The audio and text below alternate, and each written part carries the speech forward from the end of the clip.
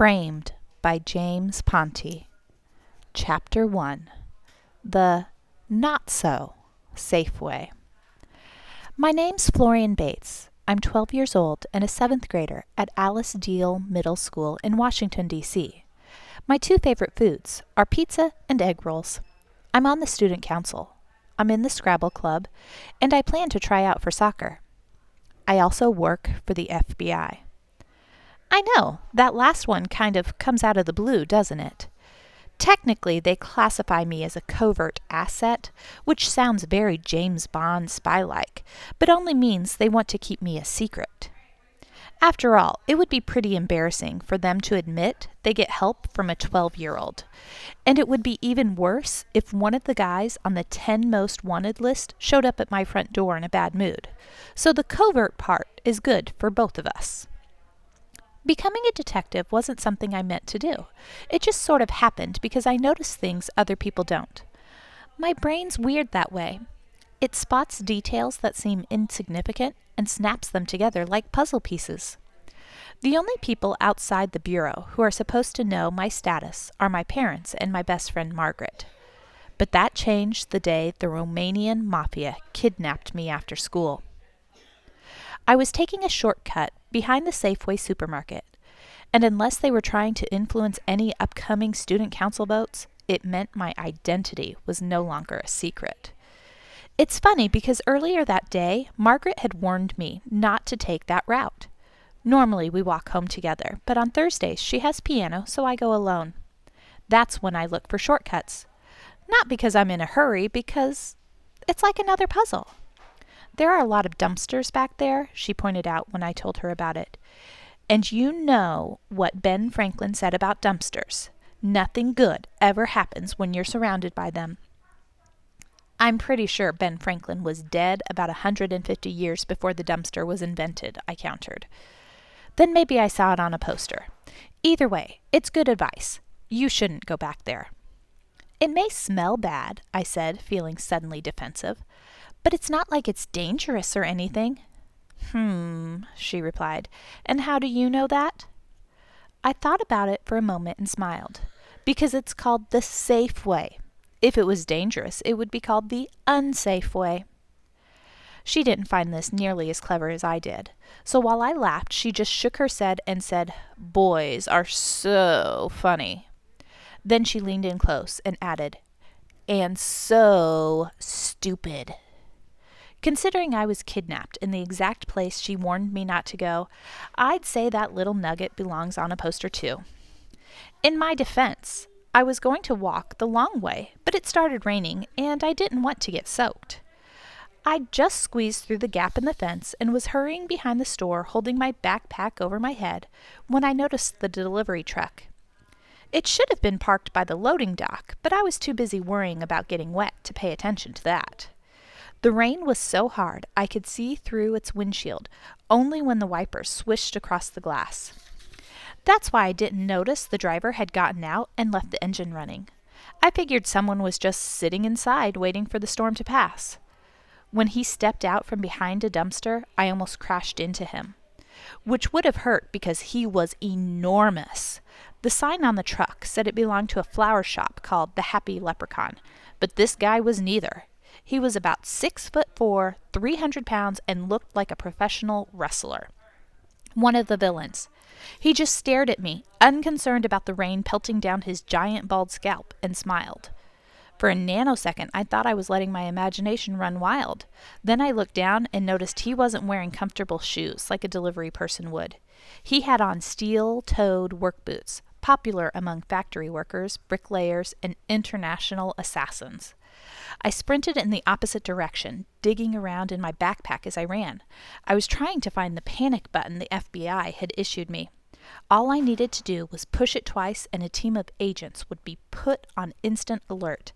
Unfortunately, he got to me before I got to it. He tackled me and we skidded across the wet pavement into a pile of old fruit cartons. At first I thought I'd sliced my knee open, but what looked like blood turned out to be rotted strawberries smushed into my jeans. I tried to scramble up onto my feet, but he wrapped his arms around my head and put me in a sleeper hold. Just before I blacked out, I looked at all the dumpsters and told myself that I really should start following Margaret's advice. I don't know how long I was unconscious, but when I woke up, I had a throbbing headache and was lying on the floor of the truck with my feet bound together and my hands tied behind my back. I let out a low, painful moan. "Oomph!" "Feel better if sleep," he said with a thick accent. 20 minute. For a few seconds my vision was blurry, but when things came into focus I saw something beautiful. My backpack. He must have picked it up so no one would find it and come looking for me. That meant I still had a chance to press the panic button. I just needed to distract him long enough to scoot over to it. I'd taken a hostage survival course at Quantico, the FBI training center, but at the time I couldn't imagine anyone wanting to kidnap me, so I didn't pay as much attention as I should have. Crazy stupid, I know, but at least I remembered the basics. Survival step 1. Build a rapport with your captor. "That was an impressive tackle," I said. "Are you a football player?" "Football is baby sport," he scoffed. "Pads, helmets. I play in man sport. Rugby." "Well, I bet you're great at it," I said. "Did you play back home in Romania?" He looked in the review mirror and eyed me suspiciously. "How you know I Romanian?" I didn't want to tell him that the FBI had warned me that the Romanians were after me, or that I saw the Romanian flag tattooed on his forearm when he put me in the sleeper hold. I wanted him to like me, so I tried buttering him up. "My grandfather is Romanian," I said. "I have a picture of him when he was a soldier, and he looks just like you." This made him smile. For the record, my grandpa Gio is from Italy, and my grandpa Ted grew up in New Hampshire, but I think it's okay to lie when you've been abducted.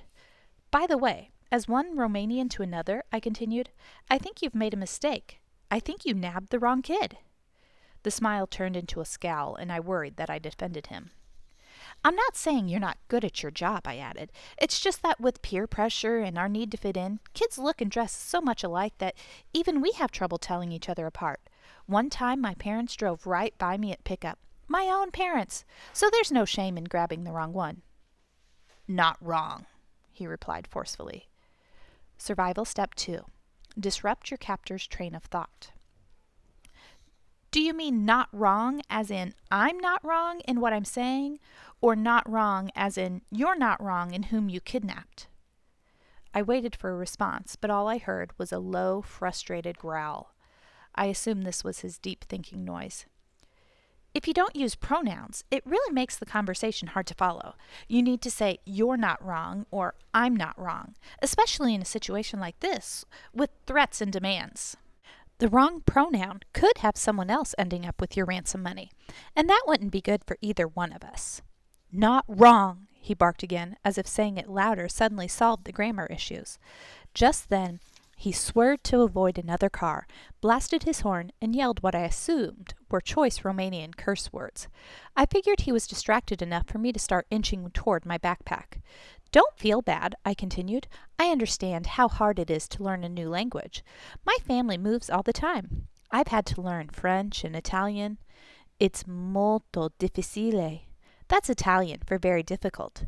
"Stop talk." "That's a perfect example of what I mean. You said stop talk, but it should be stop talking. English is so complicated. But let's not forget about grammar and get back to you kidnapping the wrong person. Like I said, it's an easy mistake and easy to fix. If you let me go, I promise not to tell anyone. Just drop me off at the nearest metro station." "Shut mouth or else." The "or else" was ominous, and combined with the continued lack of pronouns, it reminded me of the third step for my training. Survival step 3. Do not antagonize your captor. When I told Margaret about these steps, she couldn't believe this wasn't first. So far I'd managed to get about halfway to the backpack, but I still needed one big push to reach it. When my FBI handler warned me about the Romanians, I did some studying and came across a website with phrases in different languages. I'd learned one just in case a moment like this arrived. "Vehicoliu mu aranian e plin cu mamut." I wasn't sure about my pronunciation, but it must have sounded Romanian enough because moments later he veered over to the side of the road and slammed on the brakes. The truck came to a screeching halt that sent me tumbling across the floor. At this point, the backpack was just beyond my fingertips. I was about to scoot the last little bit when he stood up, walked into the back of the delivery truck, leaned over me, no regard for personal space or dental hygiene. "What's saying you?" he demanded, his face red and splotchy. "I said that if you let me go, I won't tell anyone." "No," he replied as he leaned even closer. "What's saying you Romanian?" I gulped and gave it another try, hoping I'd remembered it correctly. One wrong word could give the sentence a totally different meaning. "Vehiculu mu aranian I plin cu mamut?" Judging by his glower, I was pretty sure I'd ruined everything. I could imagine the funeral, with my FBI instructor saying I told him not to antagonize his captor, and Margaret shaking her head and responding, and I told him not to go behind the Safeway. He reached down and pressed his beefy hands against the sides of my head, and I waited for the inevitable crushing of my skull. But that's not what happened. Instead, he flashed a huge yellow-toothed grin and laughed. "Hubbercroft?" he asked, mispronouncing the word as he continued to laugh. "Yes," I replied, smiling back and repeating the phrase in English. "My hovercraft is full of monkeys." It was a silly phrase from a silly website, but it seemed to do the trick. Rapport had finally been established. "You're funny," he said, as he helped me back into an upright position. "Thanks," I replied. "By the way, 'you're funny' is excellent subject-verb agreement. I wonder if the fact that you were more relaxed helped." "Now shut mouth." Okay, so it was only limited rapport. "Oh, and forget about backpack," he said. "I already took out what you are looking for." He cackled, and my heart sank. "No call home for you," he added as he pulled my phone out of his shirt pocket and dangled it in the air. I tried not to show relief that he had only found my phone and not the panic button. "Okay," I said, sounding as disappointed as I could. "No call home." 15 minutes later, we pulled off the highway onto a farm road and parked behind a barn. Everything was quiet for a moment until he said, "Do not joke when here. Understand?" It was more of a warning than an order, as if the next person I met might not have a sense of humor. "I understand," I replied. "Thank you." He untied my feet and led me into the barn, my sneakers squishing down into the mud as we walked. "Sit here and wait quiet," he instructed when he reached an old wooden picnic table. Survival step 4. Brains are better than muscles. I knew I was about to come face to face with Nicolae Neverescu, a ruthless gangster known as Nick the Knife. He was the prime suspect in the case I was working on, and considering his reputation, I figured I was running out of time to act. The more I thought about my situation, the more upset it made me. And the more upset I got, the harder it was to breathe. At first my breaths were slow and labored, but then I started to gasp for air. "Quiet!" the kidnapper told me. My gasping intensified, and I leaned forward against the table in full panic mode. "What is wrong?" he said. I was trying to figure out how to hyperventilate and talk at the same time when a new voice came to my rescue. "He needs his inhaler." "Inhalator," he said, using the Romanian word. I looked up from the table and saw it was Neverescu. "Yes," I wheezed as I nodded. "Where is it?" asked the kidnapper. Back, I gasped. "Get it now," said Neverescu. "We can't let him die, at least not yet." The massive man rushed back to the truck and grabbed my backpack. Since my hands were still tied behind my back, he just dumped everything onto the table, and I pointed at the inhaler with my head. "Squeeze," I gasped. He held it up to my mouth and pressed down while I sucked in a lungful of mist. "Again," I said, my voice returning to somewhat normal. He squeezed a second time, and I sucked down some more mist. You've got to hand it to the FBI. It looked and worked just like an actual inhaler. You'd never guess it was really a panic button. "Thank you," I said with a huge sigh of relief. "You just saved my life." Help was on the way. Now I only had to drag things out until it arrived. Neverescu sat down across the table from me and started to look through the papers strewn across the table. I don't know what ruthless crime lords are supposed to look like, but he looked more businesslike than I expected. His hair was cut stylishly, short on the sides, but a little thicker on top. He had a neatly trimmed beard and mustache and intense blue eyes. He also spoke with an accent, but his English was perfect. "Florian Bates," he said, reading my name off the top of some homework. "You are the one the FBI only talks about in whispers. The one they call Little Sherlock." "I have no idea what you're talking about," I said.